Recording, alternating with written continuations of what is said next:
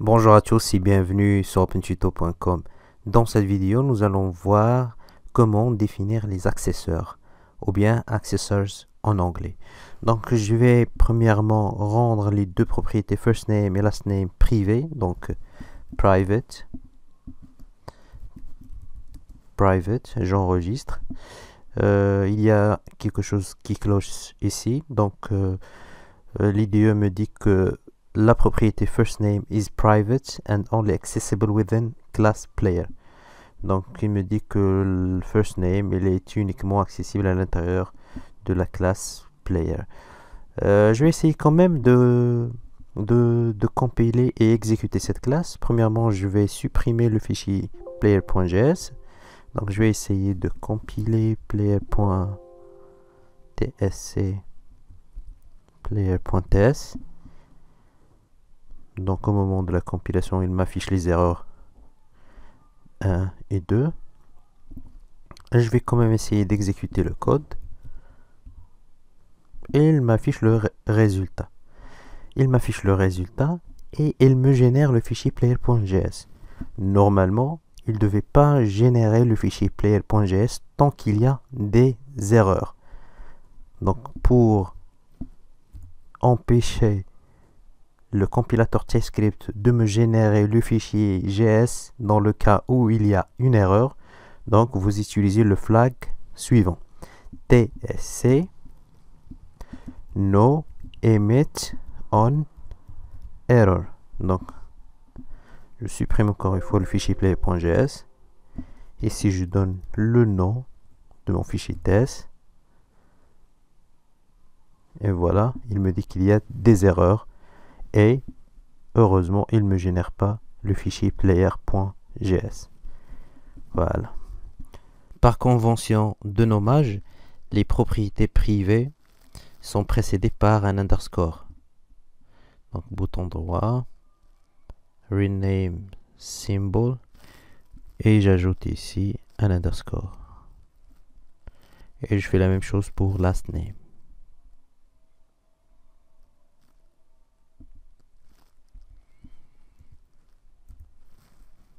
Vous savez que dans la programmation orientée objet, on utilise des getters et des setters. Donc TypeScript aussi offre une alternative de syntaxe. Donc on va définir des méthodes get et set de la manière suivante. Et ces deux méthodes sont appelées accessors. Public get first name, le nom de la propriété,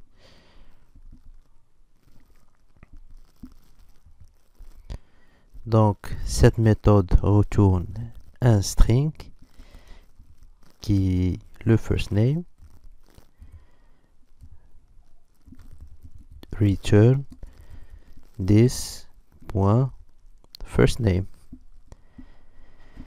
et un setter public set first name value string et this point first name égale value. Parce que, comme vous le savez, lorsque vous faites de la programmation orientée objet, il est important de respecter quelques principes. Et le principe dont on parle, c'est le principe d'encapsulation. C'est-à-dire, l'encapsulation signifie que l'état d'un objet ne peut être modifié que par les méthodes de cet objet. C'est-à-dire les méthodes get et la méthode set. Donc on va supprimer le access modifier public parce que lorsqu'on définit pas le access modifier, ça veut dire qu'il est public. Maintenant, je vais par exemple faire ça. Voilà. Ici, comme vous voyez, j'ai initialisé mon objet ici. et j'ai fait appel à myplayer.firstName. Ici, c'est implicitement, j'ai fait appel à la méthode get. Et si je fais par exemple myplayer.firstName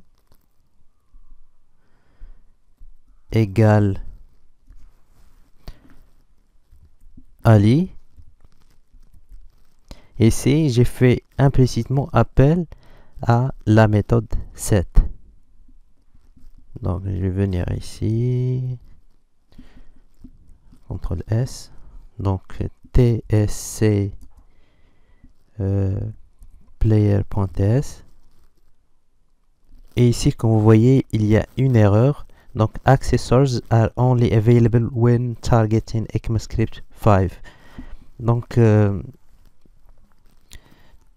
vous pouvez pas utiliser les accesseurs sans indiquer que vous utilisez le ECMAScript 5.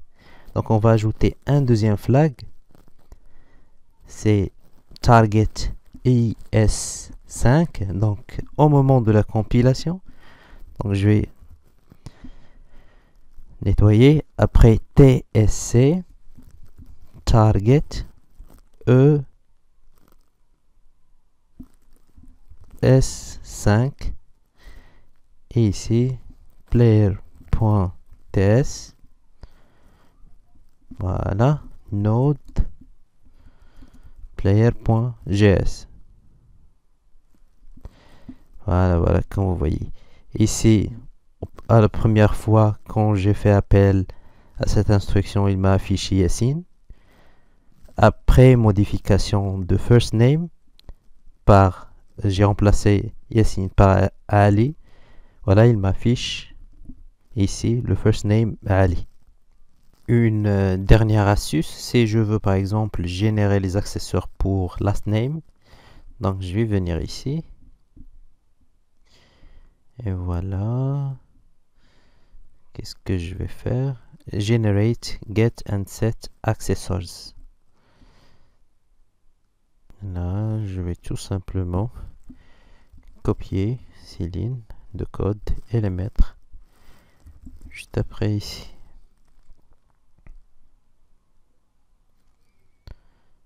Voilà, c'est top. Voilà, donc c'est tout ce qui concerne les accesseurs dans cette vidéo. Si vous avez des questions, n'hésitez pas à les poser dans les commentaires. Abonnez-vous et on se voit dans la prochaine. Bye bye.